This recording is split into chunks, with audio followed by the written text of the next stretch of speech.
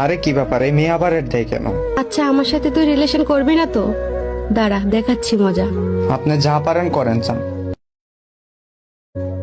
আরে কি ব্যাপার, আমার বন্ধু আবার এর দিচ্ছে কেন আমাকে? হ্যাঁ দোস্ত বল। সি আসিফ সি, মানে? তোর লজ্জা করে না তুই আমার গার্লফ্রেন্ডে প্রপোজাল দিস? দোস্ত এগুলো কি বলতেছস তুই? চুপ থাক তুই। জান তুমি জানো না আমি ওর প্রপোজালে রাজি হইনি বলে ও আমাকে যাতা বলে গালাগালি করছে। যা আমি তোমায় বলতে পারবো না, খুব খারাপ ভাষায়। তোরে নিজের ভাইয়ের মতো দেখতাম, আর তুই এরকম প্রতারণা করলি? তুমি ওরে কিক দিয়ে আনফ্রেন্ড করে দাও। তোর মুখটা আর দ্বিতীয়বার দেখতে চায় না, যা ফোট। দোস্ত আমার কথাটা তো শোন। কিক দিয়ে দিল। হাই রে মেয়ে মানুষ, একটা বন্ধুত্বের মধ্যে কি করে দিল। যাই হোক, আমার আল্লাহ তো জানে যে আমার ভুল ছিল নাকি। কি ব্যাপার, সুমন কল দিচ্ছে আমাকে। হ্যালো, আসসালামু আলাইকুম। দাদু কেমন আছোস? ভালো। কিছু বলবেন? কি করস তুই? গেমে ছিলাম।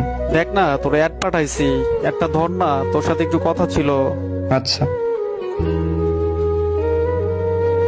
বলেন। দাদু আমাকে মাফ করে দে প্লিজ। ওই মেয়েটা অন্যজনের সাথে রিলেশনে চলে গেছে আমাকে ছেড়ে। তুই তো ওই দিন আমার কোনো কথাই শুনলি না যে কি হয়েছিল। ওই মেয়েটাকে আমি প্রপোজ করিনি, ওই মেয়েটাই আমাকে প্রপোজ করছিল। দেন আমি রাজি হইনি।